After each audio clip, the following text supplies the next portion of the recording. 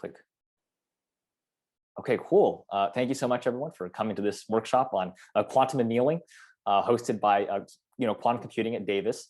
I think you might have seen some prior emails come out. I originally had something slated for continuous variable quantum computing. So that's stuff that Xanadu does and photonics, but it turns out the scope of that project is particularly daunting. So we had kind of open hours, but now we're back to our scheduled programming in a sense where we have this kind of a talk on quantum annealing. And this is pretty introductory. I don't plan on being too physically or mathematically rigorous. There is, as with anything in physics, there's always a lot of nuance with proofs and derivations, and I'm not here to try and intimidate anyone with that. So that being said, before we jump into quantum annealing, I kind of want to break it down and talk about what annealing even is. I mean, we kind of have an idea of what quantum is. Many of us have dabbled in physics or quantum computing, and like, okay, quantum is something we just kind of arbitrarily push to the side. It's just a word you hear get thrown around. But annealing is something we might not all be familiar with. So I think it's worth taking some time to really look at what annealing is. Now, annealing is actually a term that comes from metallurgy. So people who work with metals, in effect.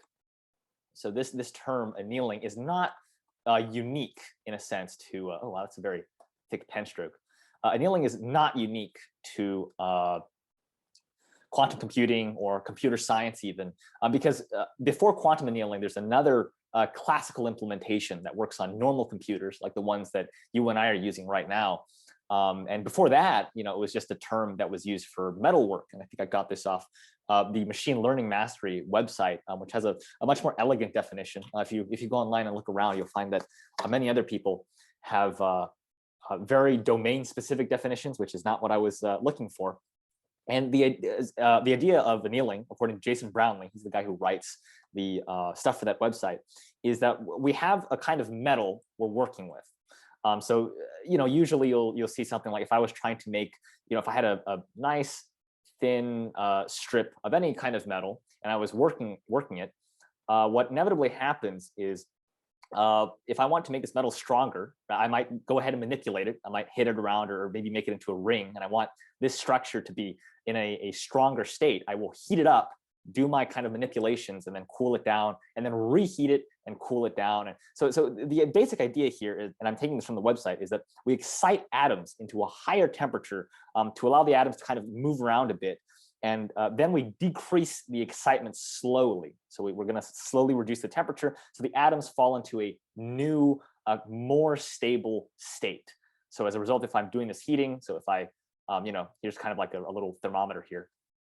If I increase the temperature for a bit, and then we kind of have this transition to a slow, and I want you to keep that in mind, a slow transition downwards to a lower temperature. That word slow is going to come up over and over again as I keep talking about annealing.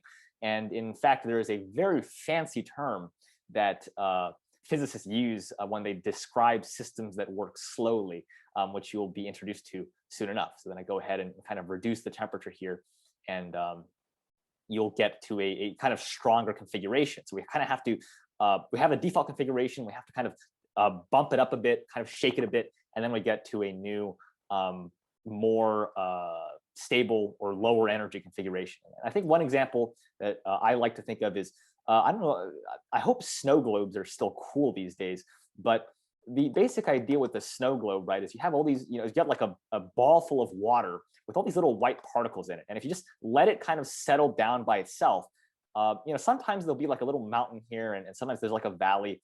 What I'm trying to say here is that the little particles inside the snow globe don't, they're not guaranteed to settle perfectly flat, right? So what do we do here? Well, to get to that optimal flatness, we'll shake the snow globe a bit, and then we'll let it settle again. And there may be a chance that we will get to an optimal flatness. So that's kind of an analogy that I have for annealing. And this ring example, I should preface, is not mine. It comes from a YouTube channel with a metal worker who specializes in jewelry. I'll try and have it linked in the description of the video later on. But that's the basic idea of annealing in metalwork is, we heat something up and then we slowly cool it down to try and get it into a stronger, more optimal state for our usage. So that brings me to the idea of simulated annealing. So then we have, here we go, simulated annealing. If I'm going too fast, by the way, feel free to drop something in the chat and let me know. I know I kind of have a habit of rambling a bit, but it's because I'm very enthusiastic about the topic.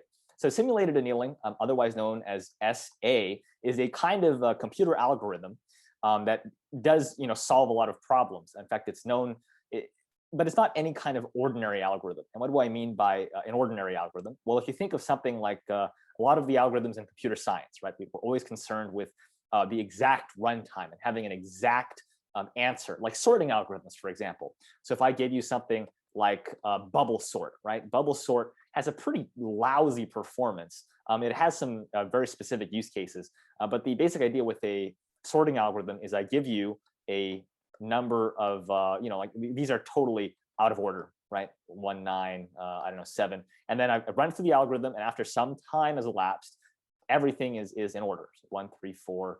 Oh, wow, this is terrible because only these two are out of order. So, but this is the basic idea. There's a given, like there's an exact solution for this problem. There is no other alternative solution. Like if you gave me a solution where the 6 was, where the 1 is, that's not a solution. Like you've essentially screwed up your job, and that is not an actual solution. But there's, so these are like sort of cold, really precise algorithms. But occasionally we will come across problems where if we use an exact algorithm, it takes way too long, too many resources or too much time to get to an exact solution.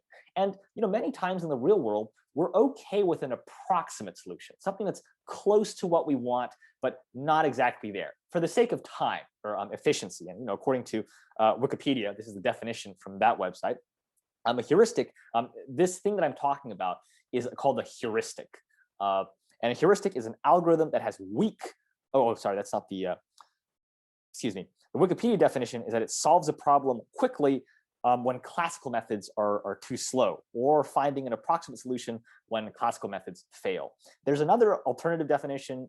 It's given by McGeoch. I mean, she wrote a rather wonderful textbook on this topic of quantum annealing. And it says that a heuristic is an algorithm that has weak or non-existent theoretical guarantees on runtime or solution quality. So I want you to keep that in mind as well. So a heuristic may give us it may be a lot faster, but at the same time, we have to kind of sacrifice the quality of our solution. And for many really massive problems, we're willing to do that. And if you're wondering, like, okay, what kind of problems are we okay with sacrificing the most optimal solution, I encourage you to hang in there, and I will present several examples of that as we keep going on. So that's the kind of the, that's what simulated annealing is classified as. I'll go ahead and write out the word here. It is a heuristic. A heuristic, so we kind of sacrifice, speed for optimality. So if we can get a shorter runtime, but that means the solution may not be optimal, or the most optimal, or the one that we're looking for. And I want to kind of give an example, a motivating example of where simulated annealing may prove useful. And this is taken from the Wolfram Math World page. And it starts with this problem of the traveling salesman's problem. It's just abbreviated as TSP. And TSP is it's a really basic idea to understand. So if we imagine there's some fictional country, and there are all these cities, and I'm a salesman. Maybe I sell vacuum cleaners, or maybe I work for IBM and I sell large quantum computers, or D-Wave.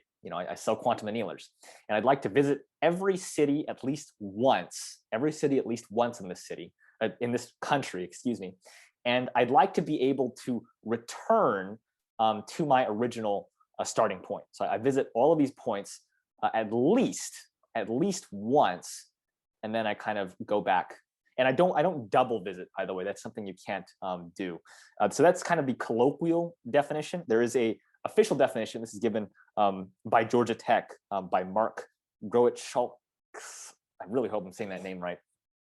It's a technical definition. So for those of you that know graph theory, I think this will be better suited. It's a little more rigorous in a sense. So we're given a G, or a graph that's made up of, let's see, C-A-N, graphs that made up a can. So N is sort of our number of nodes. So each city, in kind of a graph theoretic sense, we consider the sort of number of nodes that we have. let's see, A here is the set of branches, which is more so the, I think the set of directions that you can actually take. So if I go from this city to this city or this city to that city, it's kind of the set of plausible directions. And then this is what we call the cost. This is actually kind of a matrix, so C sub I and C sub j, you have two indices. And the idea with this matrix, the cost is really the distance, because with the traveling salesman's problem, the actual problem here is that you want to be able to minimize the distance you have to travel to visit all of these cities. And for really small problems, you can actually solve this by hand. I mean, so maybe for like 3 or 4 cities by hand is okay, and then a computer can solve it a little further. But when you start getting to like hundreds or thousands of cities, it becomes very prohibitive to do. And that's why we need the kind of simulated annealing algorithm or these heuristics to solve things for us, where once again, a heuristic does not guarantee a most optimal solution, but it does do it pretty quickly. So it takes the equivalent of what we call a shortcut. Wikipedia also says that, but that's what we would consider a heuristic as well. And within this graph, so within the graph G, which contains nodes and edges, or the definition on the website says branches, but it's more commonly referred to as an edge. So if I were to come up with a graph here, right, this is a graph with 3 vertices or nodes. So this would be 1, 2, and 3, and then we'd have all these edges here. Our goal is to find, in the graph theoretic parlance, a Hamiltonian cycle with minimal cost. So a Hamiltonian cycle is just, it's any kind of path. So it passes through each node at least once, and you return to your starting point. So I can come up with one right now. This is a very trivial example. So if I start at 1 and I go to 3, and then I go to 2, and then I'm back at 1. I've visited each node exactly once, and I've returned to the starting point. Or I could go 1, 2, and 3, and I could end up back at 1. And if I wanted to add a cost function that's very trivial, I could say that this is 10 miles from city 1 to 2. This is maybe a mile from 2 to 3, and this is 9 miles. And you see here that both solutions you're going to come up with are equivalent in kinds of their cost. But if I start to add maybe 4 cities or 5, then it becomes apparent that there are different combinations of paths you can use to generate a cycle that will have better or worse or better costs associated with them. So this is the very technical definition in terms of graph theory terms, whereas the other one that I gave with the traveling salesman, this is more of the intuitive definition towards it. It's just kind of a very friendly, playful, motivating example. So now that we have this problem, there is a way where we can apply simulated annealing to get a potential definition. And so going back to that Wolfram definition, the other way you can think of the traveling salesman problem is, let's imagine that I am the salesman, and stereotypically I have a little hat and a little briefcase. So if you see me coming down the street, you know to lock your doors. But the basic idea here is that I have a list of itinerary. So it's kind of like a linear list of cities I'd like to visit. So I go from city A to B, and then B to C, and then C to D. There's kind of this list.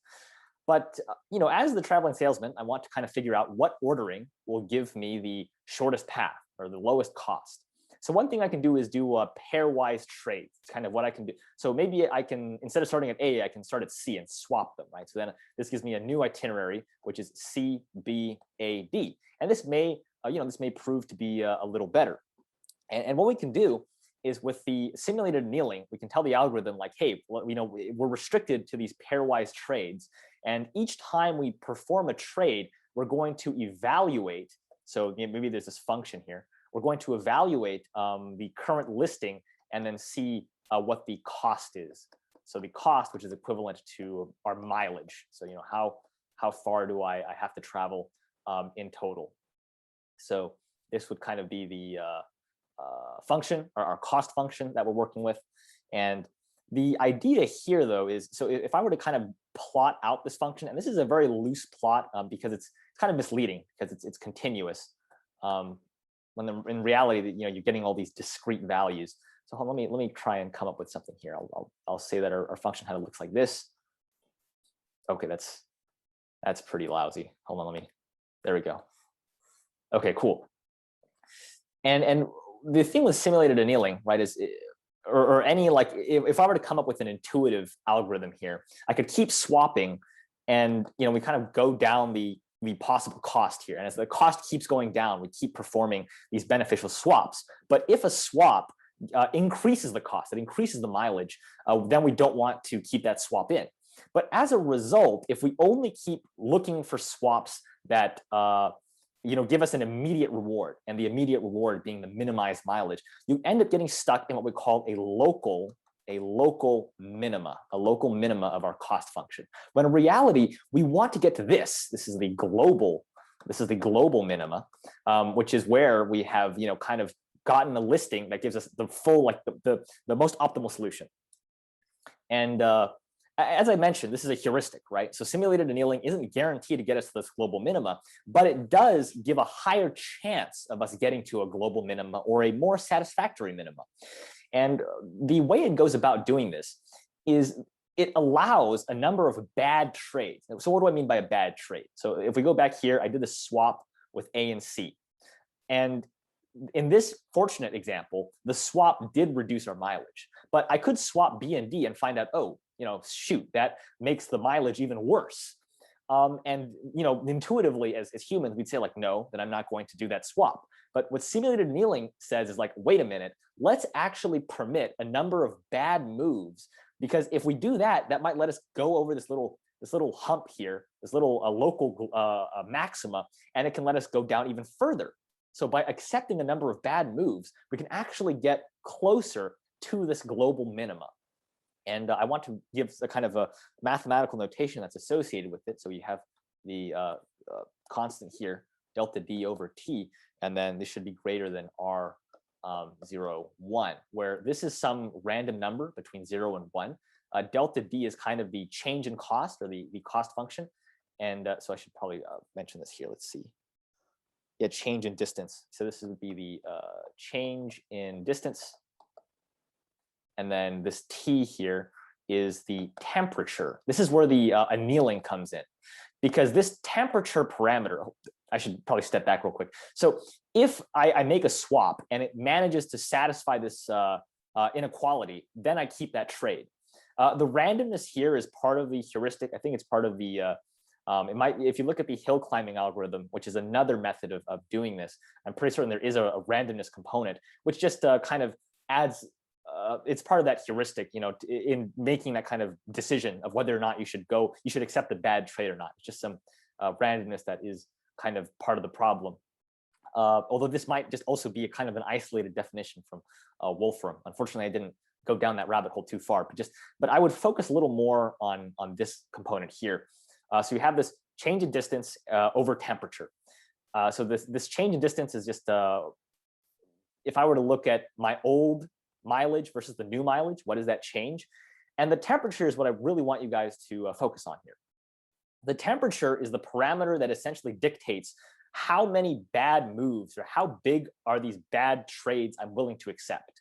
So if, for example, if a trade maybe increases my mileage by 5 more miles, I'm willing to kind of accept that when the temperature is high. But when the temperature is lower, we kind of say like, okay, now if I do a bad trade and it's still 5 miles, I say, no, I no longer accept that definition. So this temperature is something that we can tweak. So in the beginning, the temperature is very high, but over time, we're going to slowly reduce the temperature to a lower, which restricts the number of bad moves. So doing this restricts bad moves or trades. I keep saying moves or trades. They're synonymous. They're the same thing. So as a result, this gives me a chance, going back to this graph, it gives me a chance to get from maybe this is still a decent solution, but by accepting a number of bad trades, I might be able to find an even better solution. So that's kind of the beauty behind simulated annealing. And once again, simulated annealing is a heuristic, or more specifically, a meta heuristic. So it actually is a heuristic that helps you choose other heuristics. And that's the definition from Wikipedia, once again, but it's a very friendly and easy to understand definition, which is why I am inclined towards it. And we're accepting these bad moves so we can get to this global minimum. But we need to manipulate this temperature parameter from high to low, because if we keep it at high, we're just going to keep accepting really bad moves. And who knows, maybe I could end up here, which is like the worst case scenario. I don't want to be here. But if I keep lowering it, I give it a chance to kind of hop out. I can hop out of these local minima and have a chance to settle at the global minimum. And as I reduce the temperature, the ability to hop out is reduced further and further until eventually I settle at a better minimum.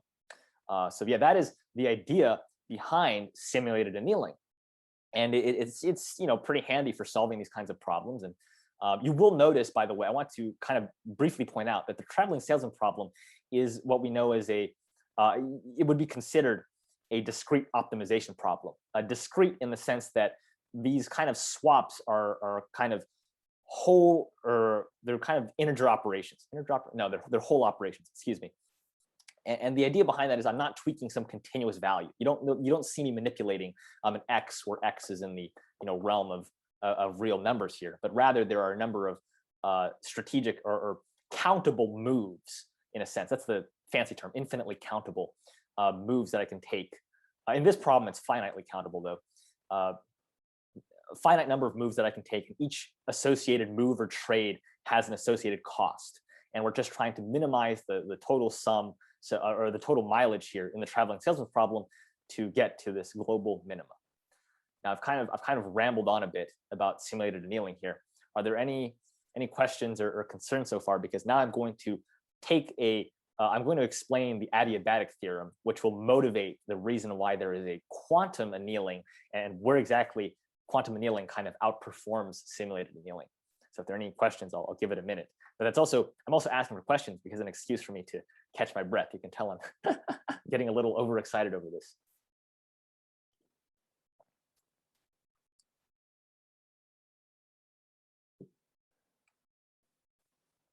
Okay, cool. No questions. And we see we have 10 participants now. That's cool. So I think some more people have joined. No one's left, which is even better. Usually when a person leaves, that's how I know, like, okay, maybe I'm not explaining as optimally as I should be. So maybe I need to apply some simulated annealing to my teaching methods. So you're looking for the global maximum or minimum rather, huh? Yep, there you go. There you go. So before I get into quantum annealing, which is the motivation of this talk, let's talk about something called the adiabatic theorem. And adiabatic, this term here, is the kind of physicist's way of saying slowly.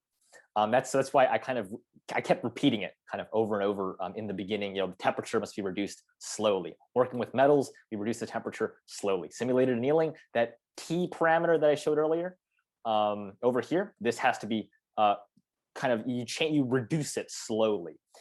So adiabatically, this means slowly. So the adiabatic theorem in quantum mechanics, and this is taken from Umesh Vazirani's lecture, and I'm kind of citing it here because his definition is the most elegant that I have found for the theorem. And the basic idea is, let's imagine a quantum system, and usually we can define these systems by their Hamiltonian. If I start, in some Hamiltonian, and there's an associated eigenstate of that Hamiltonian, so there is some minimal energy state that I'm in, the lowest energy eigenstate. So we imagine there's kind of a quantum system that is paired with that Hamiltonian. And if I change this known Hamiltonian in a known ground state, so I can configure this however I want. I know what the minimum level energy is. I know every detail about this. And if I change it, let's imagine there's like a Hamiltonian here that I don't know the lowest energy level eigenstate. I don't know what the I don't know what the lowest level energy is. There's a method we can use where if I change this Hamiltonian into the unknown Hamiltonian slowly enough, I can actually track. That's literally the term that Professor Vazirani uses. I can track the eigenstate, the lowest level. So if I'm in the kind of lowest level energy eigenstate here, I'll remain in the lowest level energy even in the unknown Hamiltonian. So, but only if I transform this Hamiltonian slowly enough. And how slow is kind of slowly enough. Oh, and before I go any further, this is kind of a nice, very simple kind of mathematical notation here to show what exactly is going on, what I mean by transforming. So if we imagine that t is the time, so t can go from 0 to some t final, which we can define later on. In fact, I will show you what the definition of t final is.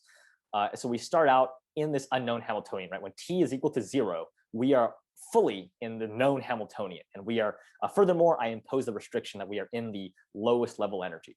But as I increase the time, so as t keeps going from 0 towards, actually no, t final in this example problem is 1. But later on, you'll find out that the actual problem definition isn't exactly like this. As I approach 1, the contributing, the amount that the base Hamiltonian contributes, the known Hamiltonian contributes, is reduced in favor of the final Hamiltonian, and then I'll find out like, oh, I'm in the lowest level energy eigenstate. So this is the adiabatic theorem in quantum mechanics, that you can start in a known low level eigenstate of a Hamiltonian, and then if you transform it slowly enough, you transform it adiabatically, you will stay in the lowest level energy eigenstate within this kind of unknown or new problem Hamiltonian. And how slow is slow? Right? I keep mentioning slow. Is it something we guess? No, there is actually a pretty decent definition. So the amount of time we want to give is, and once I'm still citing from Dr. Vasarani here. So let's see, g of t squared. So what is this? So this g of t is the smallest energy gap in the Hamiltonian. So you know how the Hamiltonians have associated energy eigenstates, so the sort of eigenlevels, your quantized energy levels. So if I take the smallest gap in h of t, and by the way, the Hamiltonian evolves over time, right? So as a result, I'm asking for the smallest gap within that time sequence. So within the sequence the Hamiltonian is changing, I'm asking for the smallest gap. So if we take the smallest gap and then we square it, that will give us so the difference in the smallest eigenvalues, that will give us the amount of time that we would need to consider the adiabatic evolution to be slow enough. And so this would be the equivalent of the lowest level energy and then your first excited state. Also, Vasarani's words. His definition is incredibly elegant here. And for those of you that are more keen on a more rigorous explanation, there is a more fully fledged derivation, I think by the University of Southwestern Australia, UNSW. It's a 30-minute long video on YouTube, but it does do a wonderful job of explaining why is it this adiabatic theorem holds. So with the adiabatic theorem shown, and the very fact that the kind of this idea of slowly evolving something is in it, I want to kind of jump into the actual idea for so this is the algorithm that we're going to use for quantum annealing. But you'll notice I just threw out this Hamiltonian. I said, okay, Hamiltonian, known to unknown Hamiltonian. So what exactly, in the context of quantum annealing, what do these Hamiltonians look like? What is the energy system that I am evolving here? It turns out there is one Hamiltonian that kind of reigns supreme in the world of quantum annealing, and it's known as the Ising model. Ising, the Ising model. And it's purely a mathematical model, but it actually applies towards a lot of physical scenarios. So especially for people who study phase transitions in certain materials, it pops up a lot. And I'm citing, there's some notes by Jeffrey Chang. He's a graduate student at Stanford. He took some notes on the Physics 171 course for statistical mechanics. So I'm getting a lot of information on that model here, as well as something from the University of McGill, Martin Grant, who teaches the Physics 362 course at that university. They both give wonderful examples of what the Ising model is, and probably a lot more thorough. So I've intentionally kind of toned it down for the purposes of this example here. So the Ising model is one way you can think of it. The simplest way, actually, is if we imagine a magnet, right? So we have this huge bar magnet. There's like kind of a north pole and a south pole, and it has this large, this very elegant magnetic field. And if we really zoom in, right? If we really zoom in, we can imagine that this magnet is made out of tinier magnets, little, even tinier magnets, and these magnets are all oriented the same way, right? If they're all oriented the same way, with north up and south down, if all these smaller magnets are oriented the same way, then we get this kind of a larger phenomena, which is that there is a larger magnetic field to be had. In reality, the Ising model, we're going to describe a two-dimensional grid. So there will be a two-dimensional grid.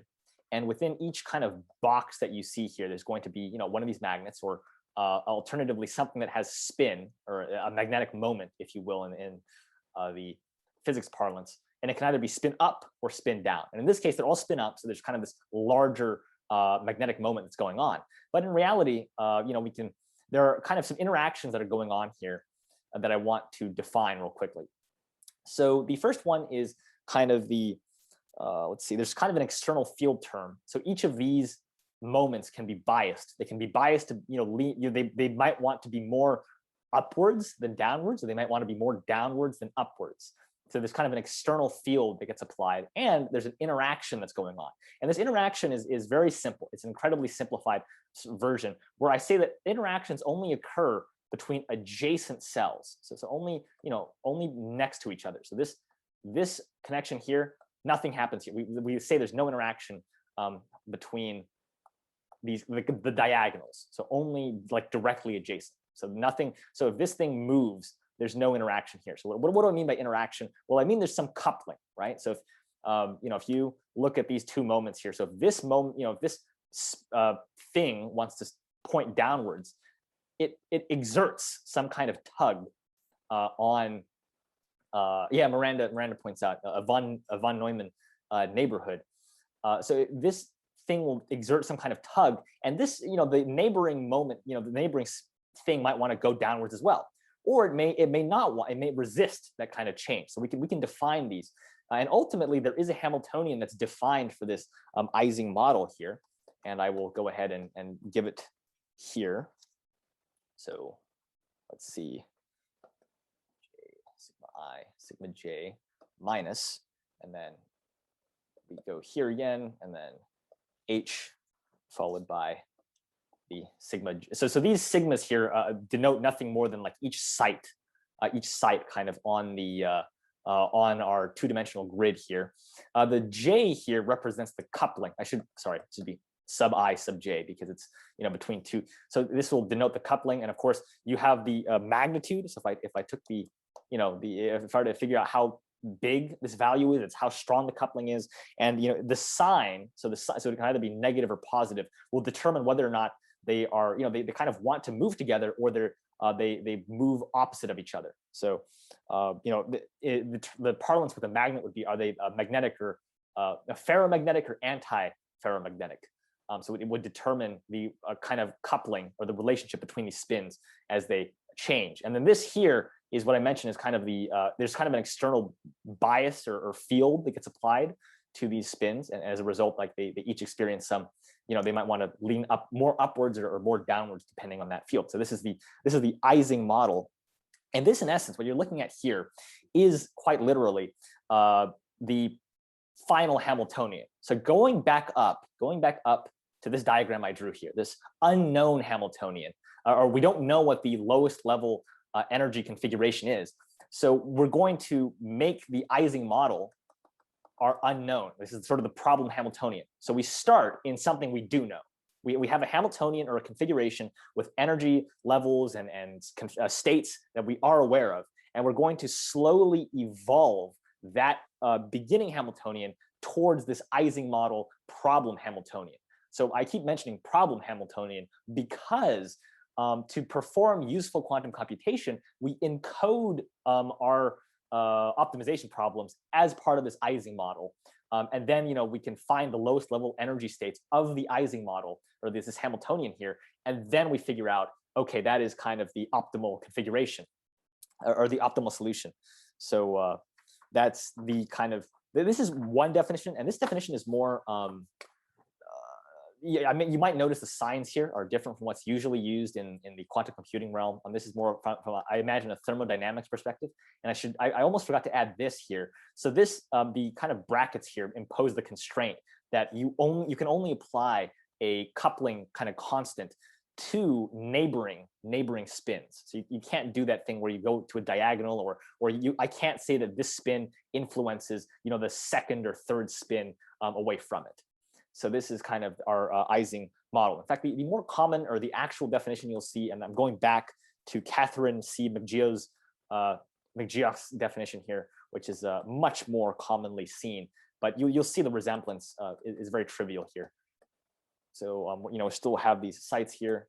ji sub j, and then s sub I, s sub j. But you see, here the signs are given differently, although they should be equivalent.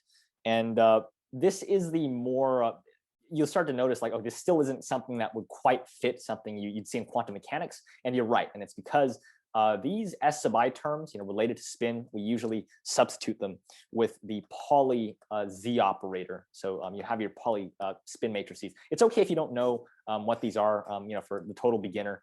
But it's just another way that the Hamiltonian gets more commonly defined in the realm from normal physics to quantum physics, in a sense.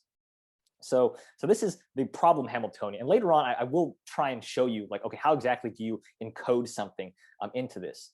But for now, I keep saying this is the problem Hamiltonian. So I'm going to go back to this diagram here. This is the problem. So how do we start? What's our initial Hamiltonian? I kind of, jumped the gun here, and I said, okay, well, here's the final state. What is the initial state? What do we constitute? What is, in the words of a paper here from, let's see.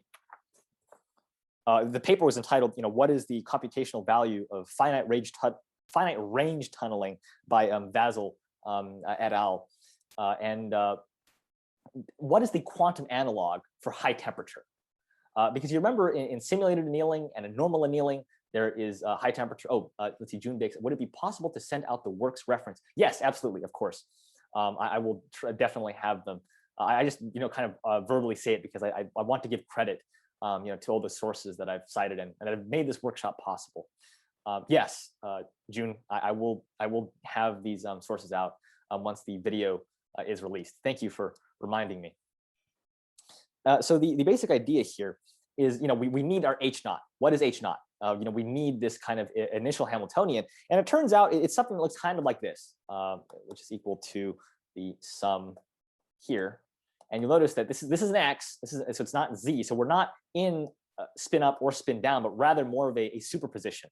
So we're in this kind of superposition state. This is the equivalent of being in a transverse magnetic field. So we start out with all of our spins in the superposition, and according to them, that is the or this is another paper called The Experimental Signature of Programmable Quantum Annealing by Boxo et al. That's another paper I kind of tried to reference here, which is, and I quote from them, this is the quantum analog to the high temperature state. So you remember in the beginning of annealing and simulated annealing, we always start in the high temperature state, and then eventually we'll transform this to the Ising configuration. And this is where we, the D-Wave chips have some kind of magnetic field manipulation going on, with their qubits as well, and eventually they'll reach this. And of course, this transformation is done adiabatically. So it's done slowly. So we stay in the lowest level, lowest energy level, which is the solution for the Ising model if we're minimizing the amount of energy here.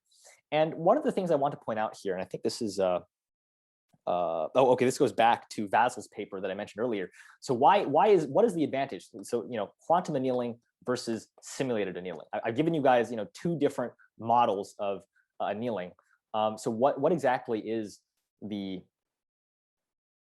motivation? So because if quantum annealing has the same performance as simulated annealing, why would I even bother with going to one algorithm? Especially when, I mean, you guys have seen. I wish I included a picture. You have seen that those D-Wave annealers are massive. It's like it's this huge, essentially a refrigerator. It's a refrigerator designed to keep a very low temperature in very controlled environment, no stray magnetic fields. And it turns out that quantum annealing actually gives us another way to escape the minima. So if I draw that cost function again, or it's more often referred to as an objective function in the D-Wave documentation. Not only, with the simulated annealing, I still have to kind of climb over this, right? So that means, like, I have to waste some time picking more bad trades that go up, up, up, and then, finally they go down. But with quantum annealing, you can actually tunnel. You can tunnel through some of these unoptimal barriers, in a sense, which is faster. It's which is supposed to be faster, and get to your minima in a much more efficient fashion. So that's kind of the motivation behind quantum annealing. There's this tunneling going on, and this tunneling is supposed to be an inherently quantum phenomenon, meaning you don't see this occur in quantum or in this realm here. So that's kind of the benefit of using quantum annealing versus simulated annealing, because you can perform this Ising model on a normal computer. In fact, D-Wave does provide a classical solver for smaller problems, but it turns out quantum annealing should be a lot faster for doing that optimization than being run on a classical computer. So now, I've kind of motivated. I think I've given you guys a decent picture of what exactly we're doing here, going from this known Hamiltonian, this H naught, to this H. So it's probably H final, H naught to H final.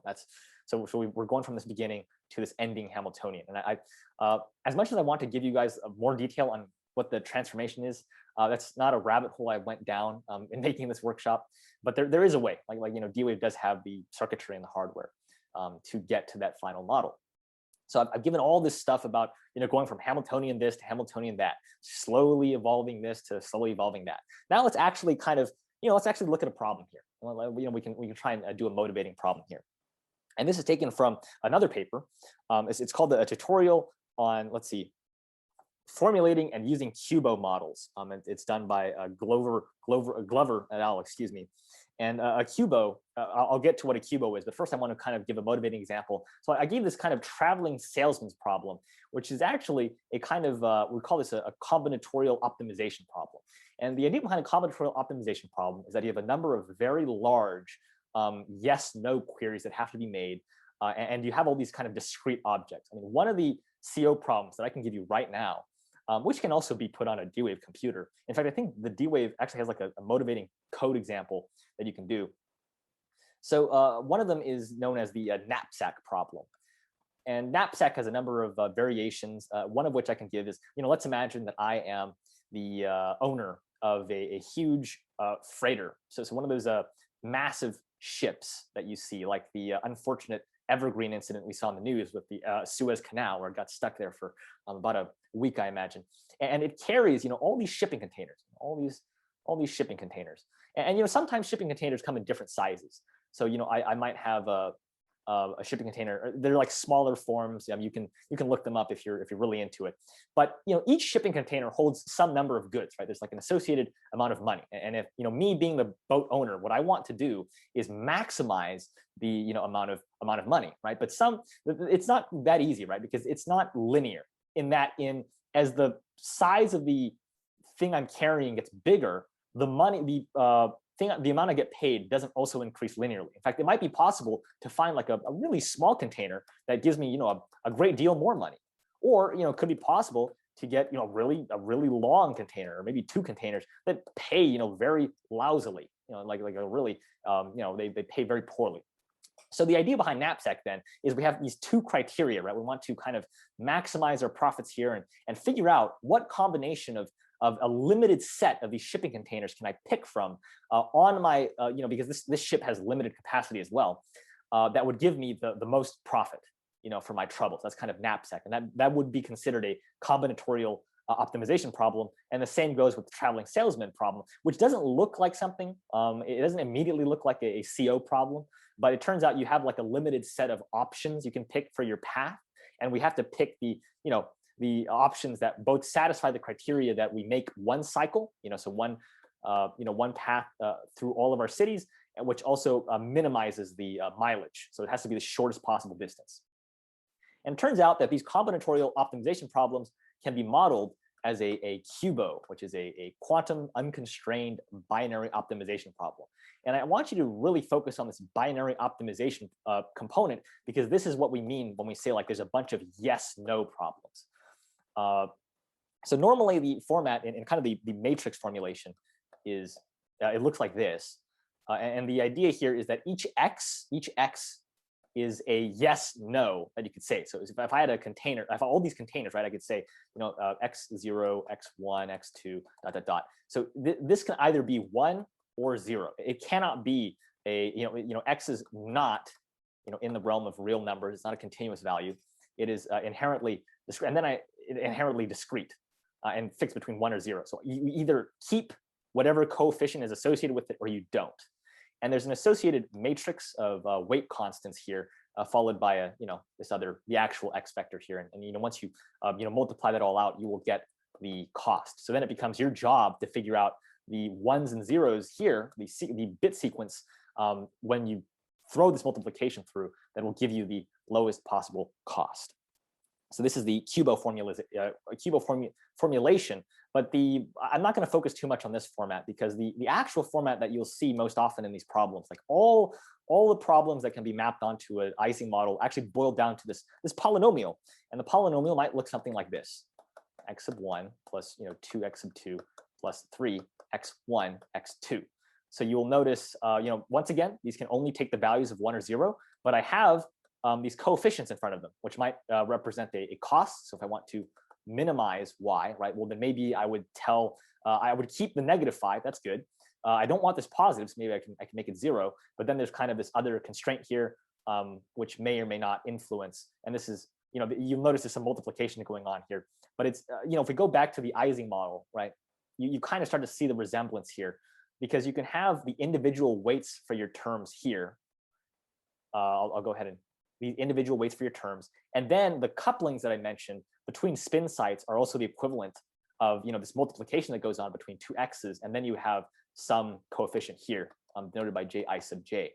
So it's there is a conversion formula, because we're going from 1, 0, like our domain for each variable, to the spins, which are actually -1, +1. But this is a very, very arbitrary thing. It's in the D-Wave documentation. So this arbitrary polynomial, which is the format for literally all the problems that you can solve on the D-Wave computers or any annealer that follows the Ising model, it's just a very trivial example, a trivial matter of converting your domain, from 1, 0 to -1, 1, which is normally how we express spin up and spin down. So the actual example that I want to give is a problem known as max cut. So max cut is an actual graph problem that we can work with here, and I'm going to draw a very simple graph here. It's just a triangle.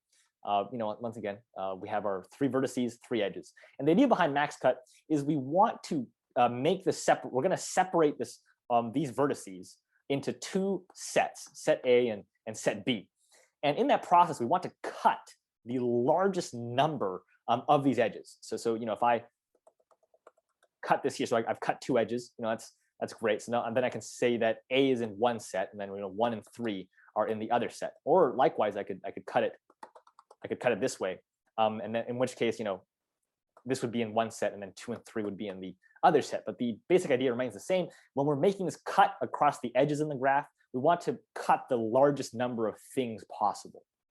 So that's max cut. And the actual polynomial that gets associated with this, the actual QUBO looks something like this: x sub I, x sub j, plus 2 x sub I, x sub j.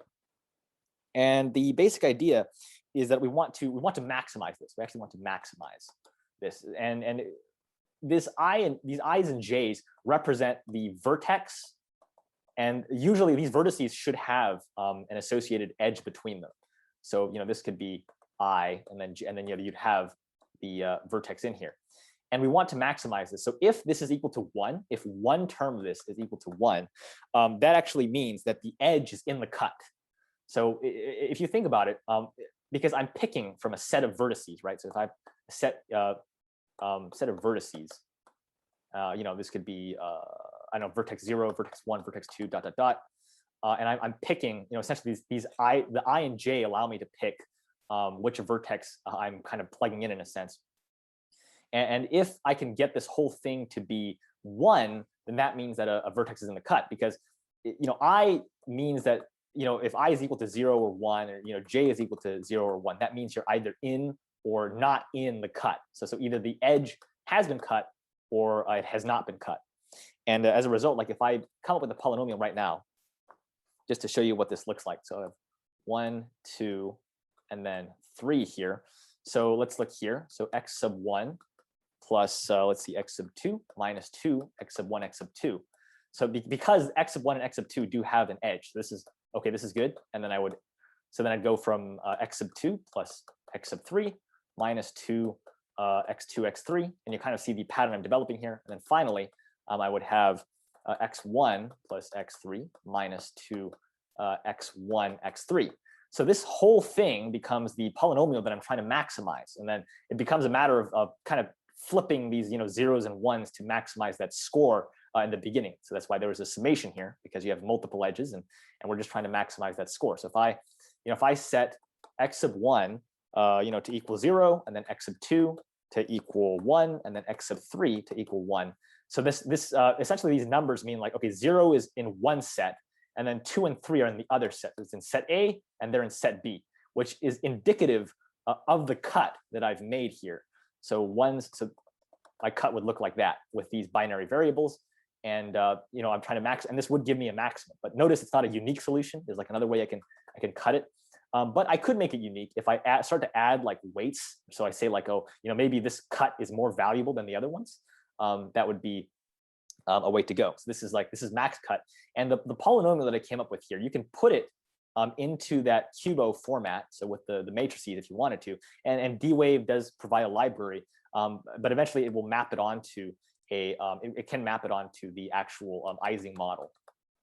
So here you go. That's the Ising model. And then, we can start from the known Hamiltonian and we adiabatically transform to the Ising model.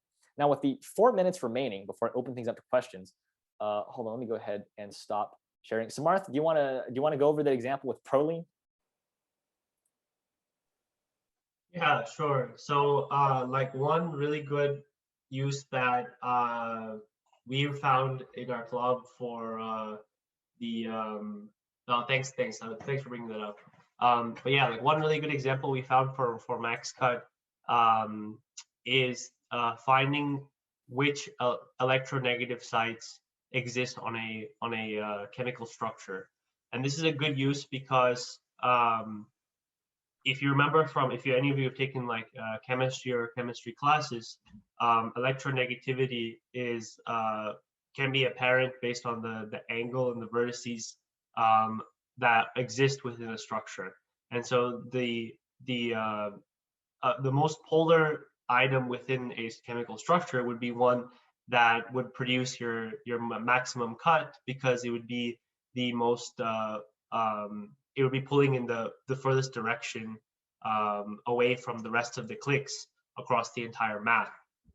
So what we tried to do here was we have our protein proline, which is the blue dots, the like dark blue dots, and we created this network X graph using the package we built Alali last summer here in the Quantum Computing Club, and then we ran max cut on top of this. And as you can see, the black lines that you see like between 5 and 6 and at 12 and 13, these are like the largest cuts. These are and they tied for the largest cuts. So these would be the points on the protein which would have the highest electronegativity. And so we just did this as like a fun example to show like how you can use max cut and how it's a very effective algorithm for looking at graph cliques and how it's very practical. But of course, you can use this for a lot of different use cases. I read about how at QHack, someone had used max cut on a IBM device for essentially figuring out the variance between a set of financial portfolios.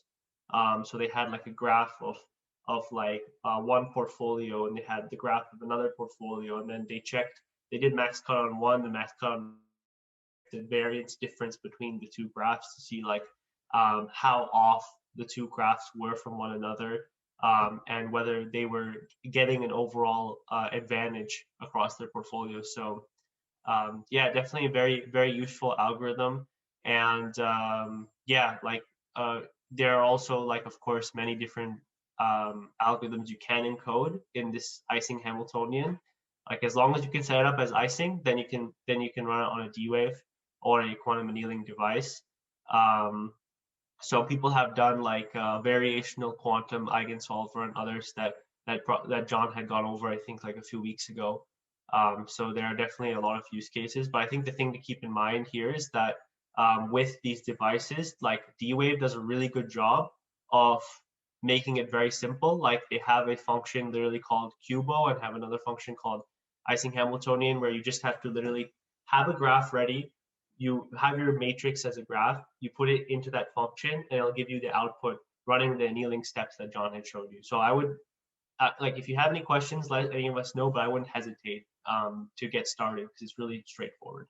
Yeah, Smarth makes an excellent point there. So the actual tricky part is not so much the computation itself as it is translating the problem, because it's never immediately apparent to many people. Like, okay, how do you take these problems? Like, you know, Smarth mentioned portfolio analysis there. I think one example that I saw is someone used MaxCut for VLSI, so very large scale integrated circuit optimizations, and it doesn't always seem immediately apparent. But if you can translate the problem into the Ising format or QUBO format, then you're golden, and you can actually plug it into your quantum computer. Now it seems I have kind of reached the end of the presentation here. That's all I have to present. So, you know, by all means, if there's any feedback or questions, you know, feel free to unmute yourself. And once again, I'll have this uploaded on YouTube. And I think we had someone here who did ask for the works referenced. I will definitely have that either included as a description, or if it goes out in the next email, it'll be a nice blurb. Thank you for reminding me, June. I will get to it.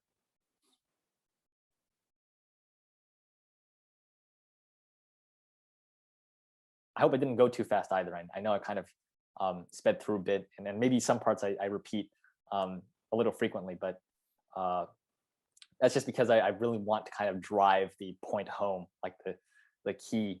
You know, thank you, Professor France, for coming. It's much appreciated. Professor France was here in prior quarters as well to attend a lot of the other workshops. And back then I was just starting out with very simple individual gates. So I was teaching people like, okay, here's what a rotation gate does, or an X gate. And now, you know, as QCAD has grown, we've delved into more and more heavier topics like VQE, which unfortunately I don't think I've actually released that video yet, but it should be out soon. And then there was the continuous variable quantum computing, and I had that slated originally for last week, but we had to postpone that because, once again, the scope creep. And if any of you have worked with the Xanadu documentation, you'll find out some of the way there's no real pedagogical structure to what they give out to people. It's not like IBM or Microsoft, where they're very detailed. They almost assume you don't even know linear algebra, and then they're really willing to kind of guide you through it. Where, you know, continuous variables, I mean, you have to start worrying about Q modes and you know, your phase space, and their guide is admittedly a little sparse on that, but I mean, it's still, you know, it's still a wonderful platform. Don't get me wrong, but wait, why was I rambling about? I think I was rambling just because, you know, QCAD is trying to, you know, tackle those kinds of topics that, you know, seem to have a dearth of explanation and make them more accessible. So I'm going to stop rambling. I'll leave the floor open. I just had a question out for Dr. France, actually, because I know you work with Chicago Quantum. Like, is your model for, like, you're using the D-Wave device for portfolio optimization, right? And is this like a QUBO model or Ising Hamiltonian, or like on a high level, like how are you optimizing your portfolios? Yeah, I don't get my hands directly in the dough, but you know, using D-Wave, I mean, like John and you say, I mean, it's all about fitting your particular problem into their solvers. So yeah, it's a QUBO. The magic comes in how do you get that QUBO, what that looks like, you know, on the diagonals and the others. One of the challenges is that you know, not every qubit is connected to every other qubit. So you have a, you know, you have an issue there. You need to accommodate that, and sometimes I guess it'd be a transpiler. I don't know D-Wave as much as you may assume, but you know, that's one of the challenges too. Is you can't connect every I to every J, and so you need to be a little craftier about that, how you formulate your QUBO or Ising model. You know, it really boils down to a mathematical exercise, and that's one of the things I have on my to-do list, is to figure out, you know, how how to paint on that canvas, if I may say. You Yeah, know, I know the knapsack problem really well, because we use that to teach the students and stuff. So. Oh, perfect. Yeah, it's Yeah. it's like the one of the friendlier examples out there. And you made a good point with the connectivity issue as well, especially for those of you that have not looked at like the way the D-wave qubits are arranged. There is, you're kind of wrestling against the planarity restriction, right? Because it's a two-dimensional surface, and it is not feasible to have every single qubit connected to every other one. So if you remember in the Ising model, I did have the J, that kind of factor there, J sub I and then sub J. In that Ising model, at the very least, you had your qubits or your spins, adjacent to each other. And with the D-wave computers, the geometry, the physical topology of your qubits is very different. And in fact, there is a tool called Miner that is associated with the D-wave Ocean software development kit that lets you fine tune how you would map your Ising Hamiltonian to match on the D-wave systems in essence. But yeah, no, those are excellent points. Thank you for bringing that up, Professor France. Yeah, and their solver will mitigate, will find the exact qubits according to your QUBO and all that. It'll do some magic there. So it's not like, you have to necessarily work with the metal directly, with their solvers. But if you want to, you can. Right, absolutely.